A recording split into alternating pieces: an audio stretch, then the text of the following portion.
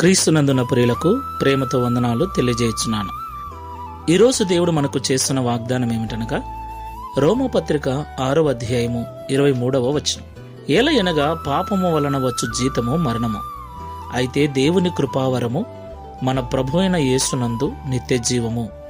Amen. నా ప్రియమైన సహోదరి సహోదరులారా, ఈ లోకములో జీవిస్తున్న మనమందరం కూడా పాపులమే. తల్లి గర్భములో రూపింపబడిన దినమును మొదలుకొని నేటి వరకు మనము అనేక పాపములు చేసి ఉన్నాం. ఎవరు ఒప్పుకున్నా ఒప్పుకోకపోయినా ఆదాము చేసిన పాపమును బట్టి మనమందరము కూడా పాపములోనే పుడుతున్నాం, పాపములోనే పెరుగుతున్నాం. అయితే పాపములో పుట్టి పాపములో పెరుగుతున్న మనము అదే పాపములో ఉండి చనిపోతే పాపము చేసి చనిపోయిన వారి ఆత్మలు నిత్య నరకాగ్ని గుండానికి వెళతాయని బైబిల్ సెలవిస్తుంది.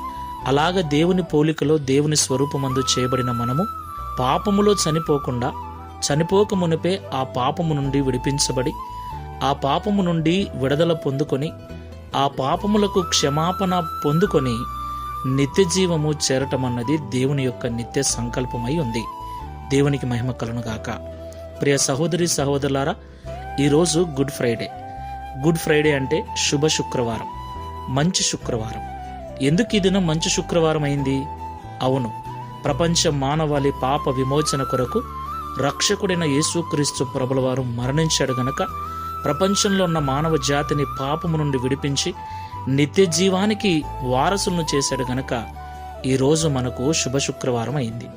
ఆ విషయాన్ని నమ్మి విశ్వసించిన మనమందరము కూడా నిత్య జీవానికి వారసులమై ఉన్నాం. దేవునికి మహిమ కలుగుగాక. కాబట్టి నిత్య జీవానికి వారసులమైన మనము మరలా పాపము జోలికి పోక దేవుడిచ్చిన పరిశుద్ధతను కాపాడుకుందాం. ప్రార్థన చేసుకుందాం. పరిశుద్ధమైన తండ్రి, ప్రేమ స్వరూపుడమైన ప్రభువా, పరిశుద్ధమైన మీ నామమునకు స్తోత్రములు చెల్లిస్తున్నాం. నిజము తండ్రి, మానవ జాతి అంతా పాపము చేత నింపబడింది. పాపములో పుడుతుంది, పాపములో పెరుగుతుంది. అయితే పాపంలోనే ఉండి చనిపోకుండా మనుషులను పాపం నుండి విడిపించటానికి నరావతారిగా భూమి మీదికి వచ్చి ప్రపంచ మానవాళి పాప విమోచన కొరకు శిలువలో మరణించిన దినం ఈ దినం. ఈ నీ మరణ దినాన్ని శుభ శుక్రవారముగా జరుపుకొనుటకు మాకందరికీ మీరు ఇచ్చినటువంటి విశ్వాసమును బట్టి స్తోత్రాలు. ఈ ప్రార్థనలో ఏకీభవిస్తున్న మేమందరము కూడా మీరు పాపం నుండి విడిపించారు గనక మరలా పాపం అనే దాస్యము కింద చిక్కుబడకుండా మీరిచ్చిన స్వాతంత్ర్యమును పాపపు కార్యములకు వినియోగించకుండా పరిశుద్ధతను కాపాడుకొనొచ్చు నిత్య జీవము చేరేంత వరకు నమ్మకముగా ఉండుటకు సహాయం చేయమని, ఈ శుభవార్తను ప్రపంచమంతా చాటుటకు విన్నవారందరూ విశ్వసించి మారుమనసు పొందుటకు సహాయం చేయమని యేసు